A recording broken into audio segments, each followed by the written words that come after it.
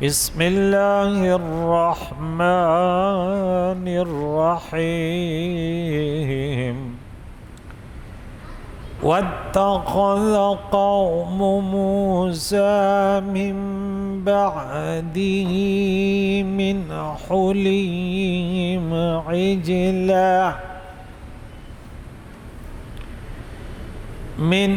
حليهم عجلا جسدا له خوار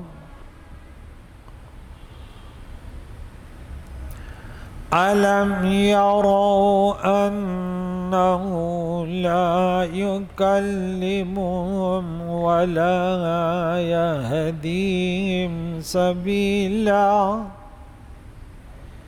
اتخذوا وكانوا ظالمين صدق الله العظيم۔ سورہ اعراف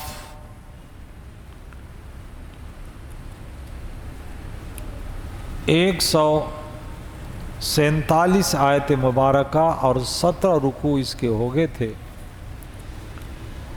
بنی اسرائیل کا واقعہ شروع میں مصر میں بہت بڑے ظلم اور ستم کے شکار تھے کہ ان کے بیٹوں کو ذبح کیا جا رہا تھا اور بیٹیوں کی خدمت کے لیے زندہ چھوڑا جا رہا تھا، اور بڑوں کو بنی قبطیوں نے فرعونیوں نے غلام بنا رکھا۔ جب وہاں سے اللہ نے نجات دی، موسیٰ علیہ السلام نے انہیں تلقین کی کہ دیکھو آپ لوگ صبر سے کام لیں، یہ زمین یہ کائنات اللہ کی ہے، اللہ تمہارے دشمن کو ہلاک کر دے گا۔ موسیٰ علیہ السلام چونکہ دوسرا چارہ نہیں تھا ان کے پاس، ان کے تعلیمات پر عمل کیا، رزلٹ نکلا کہ یہ تمام کے تمام فرعونیوں کے ظلم ستم سے نجات پائے، اور اس کے آنکھوں کے سامنے پوری قوم مع فرعون کے وہ بحر قلزم میں غرق ہو گئے۔ پھر یہ آگے تیہ کے میدان میں آئے، یہاں مختلف مشکلات، ان کے لیے سائے کا بندوبست کیا گیا، پانی کا بندوبست، اور کھانے کے لیے من و سلوا کا بندوبست، اور اس کے بعد موسیٰ علیہ السلام کوہ طور پہ جاتے ہیں کہ اللہ تعالیٰ انہیں کتاب عطا کرتا ہے، وہاں پہ وہ 40 دن رہتے ہیں، پیچھے ذکر گزرا۔ تو اس واقعہ کو یہاں پہ بیان کر رہا ہے کہ واتخذوا قوم موسیٰ من بعدہ، موسیٰ علیہ السلام کے بعد یعنی کوہ طور پہ جانے کے بعد، اور ان میں جو اپنا نائب چھوڑا تھا خلیفہ ہارون علیہ السلام تھے، آپ ان کی تربیت کریں، ان کی اصلاح کریں، میں واپس آتا ہوں۔ تو انہوں نے کیا کہ انہوں نے بنایا من حلیم اپنے زیوراتوں سے عجلاً جسدا لہ خوار، بچڑے کا ایک مجسمہ بنا لیا جس سے بیل کی آواز نکلتی تھی۔ سامری ایک بہت بڑا خطرناک انسان تھا، یہ اصل میں یہ اسرائیلی نہیں تھے، یہ کسی اور خطے اس کا تھا، لیکن بہرحال بنی اسرائیل کے ساتھ تھا، یہ بھی ظلم و ستم کا تھا۔ تو جس سال بچے ذبح ہو رہے تھے اس سال یہ پیدا ہوا، تو ان کی ماں نے اس کو بھی کہیں چھوڑا تھا جنگل میں، تو جبرائیل علیہ السلام نے اس کو پالا تھا۔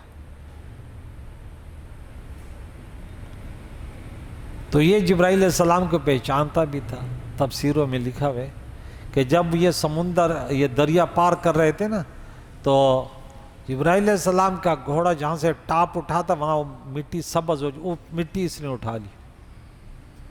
پھر یہاں انہوں نے آ کر موسیٰ علیہ السلام وہاں چلے گئے کوئی طور پر. اب یہ ہارون علیہ السلام کو کہنے لگے کہ دیکھیں اب موسیٰ علیہ السلام نہیں آئے گا. موسیٰ علیہ السلام ادھر چلے گئے اور یہ اللہ ہے، اب بچڑا بنایا سونے کا.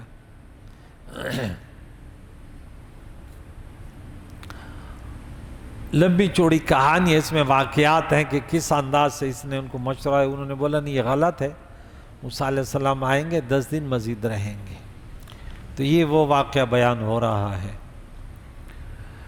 علم یرو، کیا یہ بنی اسرائیل دیکھتے نہیں ہیں کہ انہو کہ بے شک یہ بچڑا. اور کہتے ہیں ان کے قوم میں بھی گائے کی پوجا ہوتی تھی، تو وہ اس کے فطرت میں، اس کے مٹیریل میں، اس کے ڈیٹا میں یہ چیز شامل تھی. خاندانی وہ بیماری ہوتی ہے نا. لا یکلمہم ولا یہدیہم سبیلا، نہ ان سے بات کر سکتا ہے، نہ ان کو راستہ دکھا سکتا ہے. پھر بھی انہوں نے اتخذوہ، انہیں بچڑے کو معبود بنا رکھا. وَكَانُوا ظَالِمِينَ، اور یہ ظالم تھے. بنی اسرائیل کیا تھے؟ ظالم تھے. اب دیکھیں آہستہ آہستہ ان کے اندر یہ سرکشیاں شروع ہو گئی.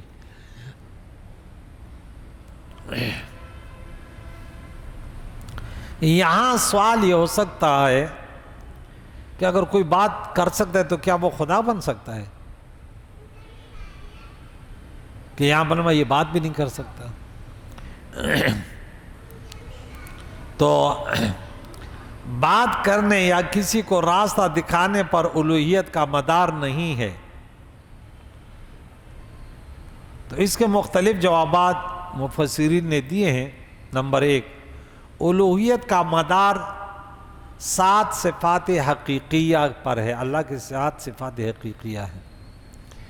نمبر 1، حیات. اللہ، ہم پڑھتے ہیں سورۃ نمبر 2 پارہ نمبر 3 آیت نمبر 255، اللہ لا الہ الا ہو الحی القیوم. نمبر 2، علم. نمبر 3، قدرت. نمبر 4، کلام. نمبر 5، سماعت، سمع. نمبر 6، بصارت، سننا، بصر.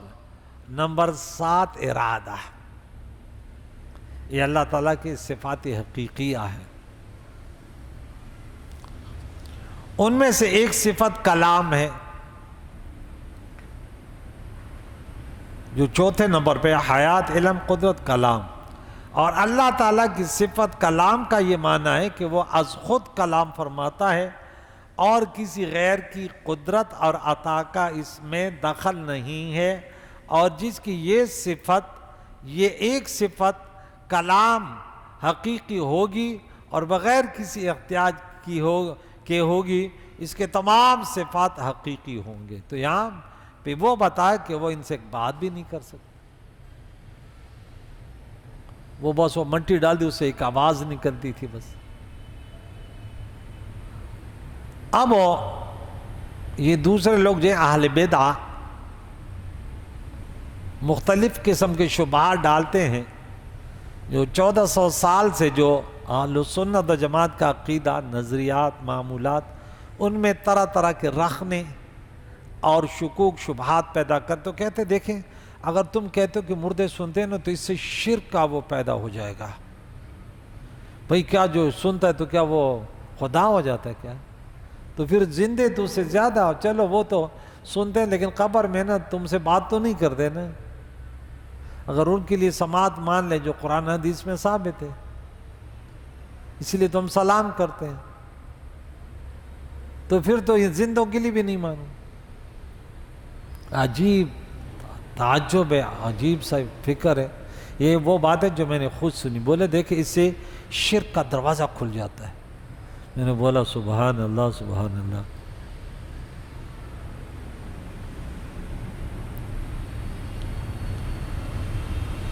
وَلَمَّا سُقِطَ فِي أَيْدِيهِمْ، یہ جو کلمہ ہے وَلَمَّا، جب سُقِطَ گر گئے اپنے ہاتھوں میں، یہ محاورہ تن ہے، یہ لفظی معنی اس کے مرادو نہیں ہے۔ عربی محاورے میں اس کا معنی ہے جب انہوں نے لغزش کی یا جب وہ پچھتائے تو اس کو کہتے ہیں وَلَمَّا سُقِطَ فِي أَيْدِيهِمْ۔ زجاج نے کہا اس کا معنی ہے جب ان کے ہاتھوں میں ندامت گر گئی۔ بنو اسرائیل بچڑے کی عبادت کرنے پر بہت نادم ہوئے تھے، اس لیے فرمایا وَلَمَّا سُقِطَ فِي أَيْدِيهِمْ، جب کوئی ناپسندیدہ اور مکروہ چیز دل میں آئے تو یہ کہتے ہیں، اور ہاتھوں سے دل کا استعارہ کرتے ہیں، ٹھیک ہے، جو ناپسندیدہ عمل کرتے ہیں تو پھر اس پر نادم ہو یہ کہتے ہیں، اور یہاں ہاتھوں میں گر گئے یعنی دل سے، یعنی دل میں پشیمان ہو گئے، کیونکہ سقوط کا معنی ہے کسی چیز کا اوپر سے نیچے گرنا۔ عرب کہتے ہیں سقط المطر، بارش گر گئی، بارش گری، اور حمل ساقط ہونا کہتے ہیں جب تمام چھوٹا بچہ پورا 9 مہینے کا نہ ہو، پیدا ہو، تو اس کو یہ لفظ استعمال ہوتا ہے۔ جب انسان کسی عمل کا اقدام کرتا ہے تو اس کو یقین ہوتا ہے کہ یہ عمل اچھا اور درست ہے، اور اس عمل سے اس کو عزت اور بلندی حاصل ہوگی، اور جب اس پر منکشف ہو کہ یہ عمل باطل اور فاسد تھا تو وہ گویا بلندی سے نیچے گرا، اور جو عزت اور بلندی اس کو حاصل تھی وہ جاتی رہی، تو اس کے لیے یہ محاورہ کہا جاتا ہے وَلَمَّا سُقِطَ فِي أَيْدِيهِمْ۔ اس لیے جب کسی شخص سے خطا یا لغزش ہو تو عرب کہتے ہیں ذَلِكَ سَقْطَةٌ مِّنْهُ، اس کی سربلندی اور سرفرازی گئی۔ تو یہاں پہ یہ بات یہ استعمال کرتے ہیں، اور جب وہ پچھتائے، ہاتھوں کے بل گرنا کنایا ہے شرمندہ اور نادم ہونے سے۔ یہی توبہ کی حقیقت ہے، جو گزشتہ پر ندامت ہو، آئندہ نہ کرنے کے لیے عہد پختہ وہ ہو۔ وَرَأَوْا أَنَّهُمْ، اور انہوں نے دیکھ لیا کہ یہ قَدْ ضَلُّوا، بے شک بھٹک گئے۔ قالوا، انہوں نے کہا لَئِن لَّمْ يَرْحَمْنَا، اگر رحم نہ کیا ہم پر ربنا، ہمارے رب نے، وَيَغْفِرْ لَنَا، اور ہماری مغفرت نہ کی، لَنَكُونَنَّ مِنَ الْخَاسِرِينَ، یقیناً ہم ہو جائیں گے نقصان اٹھانے والوں میں سے۔ وَلَمَّا رَجَعَ مُوسیٰ، موسیٰ علیہ السلام اب میقات سے، کوئی طور سے لوٹے، اِلیٰ قَوْمِهِ، اپنے قوم کے طرف، تو غضبان آصفا، تو انہوں نے قوم کے طرف آئے تو کیا کہا؟ انتہائی غضب اور افسوس سے کہا، کیا کہا کہ بئس ما خلفتمونی من بعدی، میرے جانے کے بعد میرے پیچھے کیسے بری خلافت نیابت تم لوگوں نے کی، یہ کیا حال کیا، ماحول کیسے گندا کیا، اب بچھڑے کے ارد گرد بیٹھے ہو تم۔ عاجل تم امر ربکم، کیا تم نے اپنے رب کے احکام آنے سے پہلے ہی جلد بازی کی؟ وَأَلْقَى الْأَلْوَاحَ، موسیٰ علیہ السلام نے جو زبرجد کے لوح اور تختیاں تھی ان کو نیچے رکھ دیا۔ القا مانے ہوتے ڈال دیا، توریت کی تختیاں ڈال دی۔ وَأَخَذَ بِرَأْسِ أَخِيهِ يَجُرُّ إِلَيْهِ، اپنے بھائی کے سر کے بالوں کو پکڑا اور کھینچ رہے تھے۔ تو ہاں میں آئے گا اپنے بھائی کے بال اور داڑھی۔ اس کے علماء نے بڑے توجیحات بیان کی کہ کیا صحیح ہے کیا غلط ہے، لیکن اس میں اچھی توجیہ جو ہے وہ یہ ہے کہ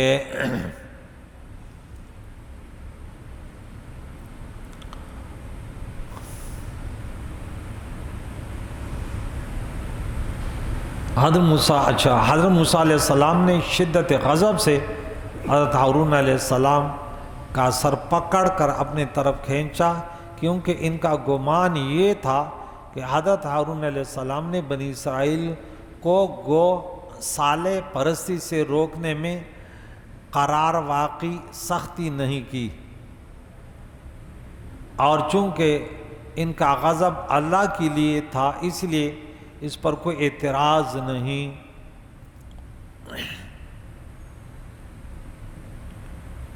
اللہ کے رضا کے لیے، دین کے لیے غصہ اور غضب کرنا، یہ مختلف توجیہات ہیں۔ یہ تو میں نے ایک بیان کیا، بہت سارے انہوں نے کیے ہیں۔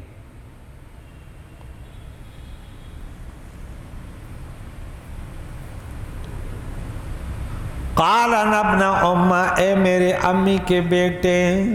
قالا ہارون علیہ السلام نے ابن امہ، اصل میں تھا یا ابن امہ، منادہ مضاف تھا، اے میرے امی کے بیٹے، اے میرے بھائی۔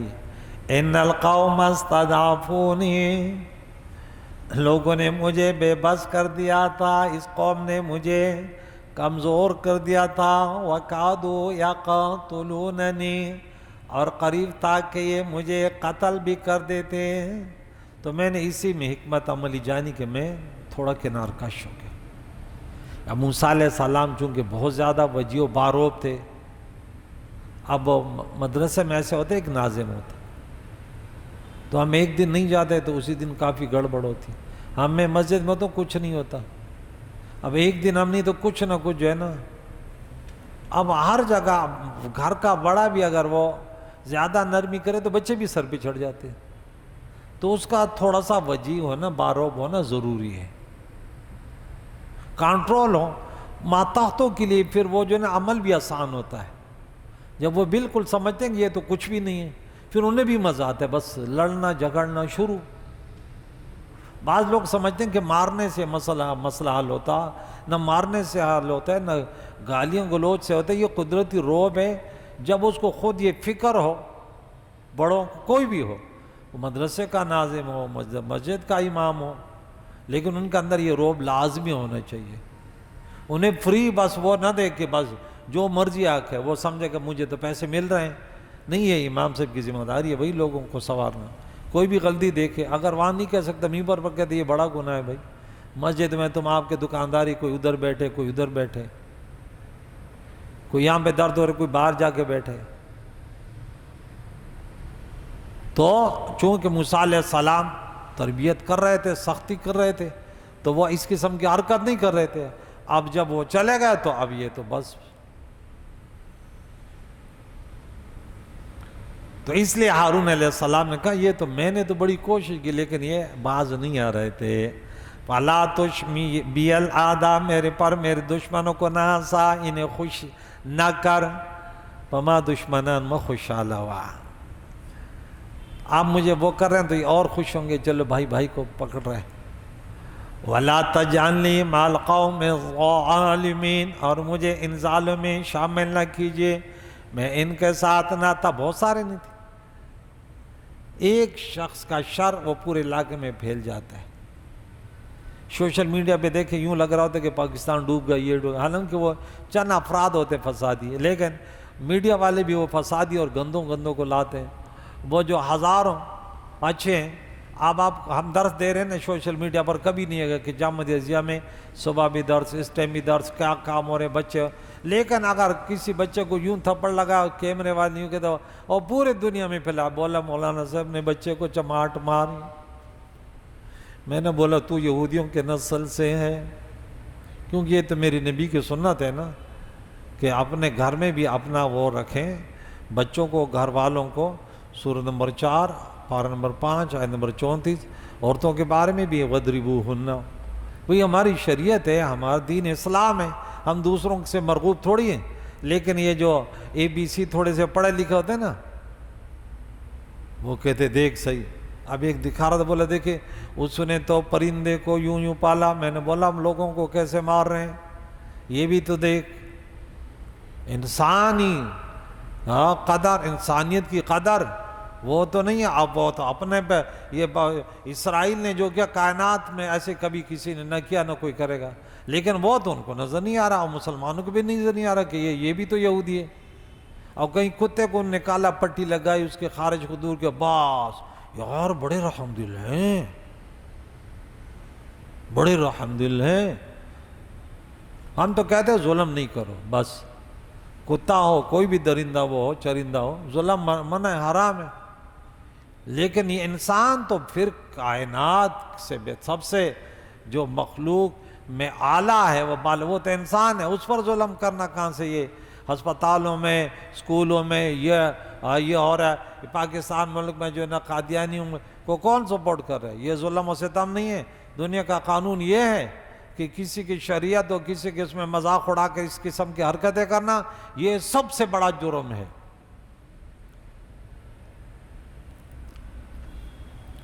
دیکھیں جو ادیان باطلہ ہیں، ٹھیک ہے نا، آپ ان کے دین ان کی شریعت میں کوئی گھس جائے، لیکن انہیں پتہ چل جائے کہ ہمارے اس جو ہمارا طریقہ اس کو بگاڑنے کے لیے آئے، وہ بھی فوراً پکڑ کے مار دیں گے، بولے نہیں بھائی یہ نہیں چلے گا، دنیا کا قانون ہے بھائی۔ لیکن مسلمان کو ایک وہ بنایا کہ یہ بہت بڑا ظالم ہے۔ ہماری بلی ہمیں میں، وہی بات ہوتی ہے نا۔ اللہ مسلمانوں کے اتحاد اتفاق کی توفیق عطا فرمائے۔ آخر میں دعا کرتے ہیں، قال رب اغفر لی، موسیٰ علیہ السلام نے دعا کی، اللہ میری مغفرت فرما، اور ولی میرے بھائی ہارون علیہ السلام کی، وادخلنا فی رحمتک، اور ہمیں اپنی رحمت میں داخل فرما۔ یہ ہر بندے کی شان اللہ کے حضور ایسی ہے کہ وہ کس قدر بھی عالم انبیاء علیہ السلام معصوم ہیں، لیکن حضور علیہ السلام فرماتے ہیں کہ فرمان علی شان میں دن میں 100 مرتبہ استغفار کرتا، اللہ کی بندگی کا حق کوئی نہیں ادا کر سکتا، ورنہ بالاتفاق مسلمانوں کے ہاں انبیاء علیہ السلام، جو مسلمانوں کی بات کر رہا ہوں غیروں کی نہیں کر رہا۔ وَأَنْتَ أَرْحَمُ الرَّاحِمِينَ، تو ارحم الراحمین ہے یا اللہ، سب سے بڑا مہربان تو ہے۔ کہ کہا جاتا ہے نا کہ 70 ماؤں سے بھی اللہ زیادہ مہربان ہے، تو 70 ویسے کثرت کے لیے بولا جاتا ہے، ورنہ 70 کروڑوں سے بھی اللہ جتنا مہربان، ایسے امکان بھی نہیں کسی کا۔ اللہ جو مہربانی کرتا ہے اس کے کون اس کا تصور بھی نہیں کیا جا سکتا۔ کریم مولا سے دعا ہے کہ بنی اسرائیل دیکھیں کس انداز سے، ابھی دیکھیں ان کا فساد، دیکھیں کہ وہاں پہ ان کا کیا حالات تھے۔ اللہ کے نبی موسیٰ علیہ السلام نے کیا طریقے بتائے، کامیابی کے راز بتائے، اور اس سے پھر یہ دنیا پرستی فرقواریت میں لگے۔ آج ہم مسلمان اگر متحد ہو جائیں، قادیانی نہ ہمارا کچھ بگاڑ سکتے ہیں، نہ اس کے علاوہ کوئی بھی۔ کیوں؟ کہ اللہ ہماری مدد کرے گا اگر ہم راہ راست پر اسی طریقے پر چلیں جو حضور نے ہمیں بتایا۔ ہم ہر نماز میں آیت نمبر 6 میں پڑھتے اہدنا الصراط المستقیم، 5ویں آیت ہے، 6 صراط الذین انعمت علیہم، 8ویں، 7ویں غیر المغضوب علیہم ولا الضالین۔ لیکن وہ راستہ کیا اس پر چلنے کے لیے ہم نہ کہتے بس اہدنا الصراط، پتہ نہیں پڑھ لیا کیا ہے کیا معنی۔ اللہ تعالیٰ نیک لوگوں سے ہم محبت کرتے ہیں، انہی کی سیرتوں کو اپنانے کی توفیق عطا فرمائے کہ ایک دوسرے کے خطاؤں سے درگزر کریں اور اتحاد اتفاق پیدا کریں۔ صلی اللہ تعالیٰ محمد و صحبہ اجمعین برحمتک یا ارحم الراحمین۔